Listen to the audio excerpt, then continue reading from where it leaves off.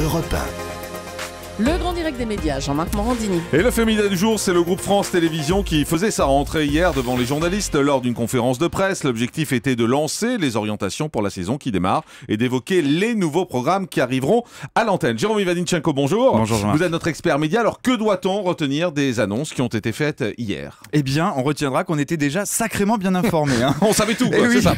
Généralement, lors des conférences de presse, on apprend plein de choses. Et là, soyons honnêtes, ça n'a pas vraiment été le cas hier. Il faut dire que France Télévisions avait beaucoup communiqué au début de l'été. On a donc surtout obtenu des confirmations sur les nouveaux programmes, sur les nouveaux visages, et notamment pour le navire amiral du groupe public France 2. On passera rapidement sur les programmes dont la diffusion a d'ores et déjà été annoncée. Je pense à Vos objets ont une histoire, où Charlotte de Turckheim fera ses premiers pas d'animatrice, qui arrivera à l'antenne à partir du samedi 6 septembre en fin d'après-midi. Mais parmi les confirmations, on verra donc bien Anne-Sophie Lapix reprendre les rênes de Mots Croisés, François Langlais animera un magazine autour de l'économie, Alessandra Sublet sera bien aux manettes d'un magazine culturel baptisé Un soir à la Tour Eiffel. Ah, c'est plus à l'aise? C'est plus à l'aise. Ça devait s'appeler à l'aise. Visiblement, oui, c'était un titre de travail, visiblement. D'accord. En tout cas, là, c'est baptisé C'est mieux. Un soir à la Tour Eiffel. En même temps, comme ça explique bien où ça va se passer, on comprend Ouais. tout.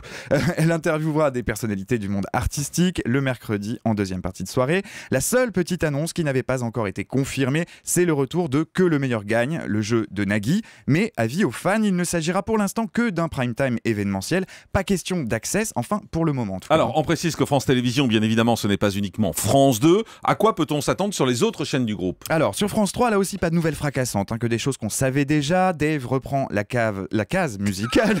Pardon. Je suis pas sûr que Dave reprenne la cave, mais... Ne relevez pas, s'il vous plaît. Pardon, j'ai rien dit. La case musicale du dimanche après-midi qui était occupée jusque-là par Natacha Saint-Pierre et les chansons d'abord, ça s'appellera Du côté de chez Dave, là encore, on comprend tout de suite, à l'antenne dès le 7 septembre. On assistera cette saison à un relooking de L'ombre d'un doute, le magazine historique de Franck Ferrand, désormais diffusé le premier lundi de chaque mois. Les fans de Michel Polnareff, eux, découvriront un grand documentaire à l'occasion de la sortie du nouvel album du chanteur. Et puis, si quand même un événement, un anniversaire, les 10 ans de Plus belle la vie, avec notamment la chanteuse Tal qui intègre le casting le temps de quelques épisodes.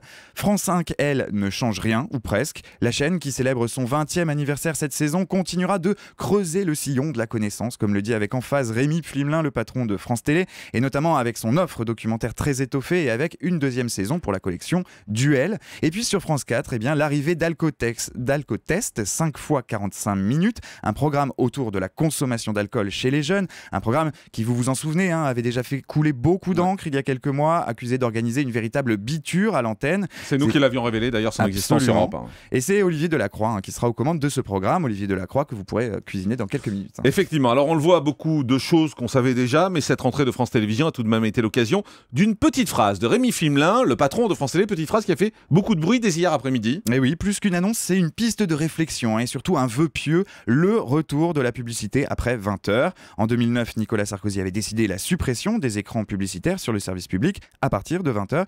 Écoutez ce qu'en pense aujourd'hui Rémi Flimelin, il est au micro Europe 1 de Romain Ambro. Pour la publicité, je crois qu'il est absolument indispensable que nous puissions accéder à nouveau à des écrans publicitaires avec beaucoup de monde. Et ce beaucoup de monde, c'est évidemment après 20h.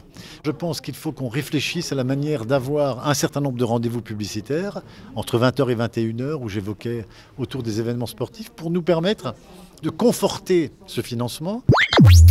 Alors on l'entend, à un peu moins d'un an de la fin de son mandat, Rémi Flimelin lance des pistes, notamment pour augmenter les ressources du groupe France Télévisions, pour avoir les coudées plus franches, peut-être pour préparer l'avenir, son avenir. Romain Ambro lui a posé la question et vous allez l'entendre, Rémi Flimelin botte en touche. L'heure du bilan n'est pas arrivée, mais ce que je peux dire en tout cas, c'est que France Télévisions, depuis 4 ans, a vécu une transformation historique. On a fait une seule entreprise là où il y en avait 5, avec des transformations gigantesques, avec des nouvelles conventions sociales. On a basculé dans le numérique, et puis on a gardé sur ce qui est nos fondamentaux, c'est-à-dire l'information et la création, une position extrêmement importante dans un paysage qui a explosé. Donc ce sont vraiment des éléments clés.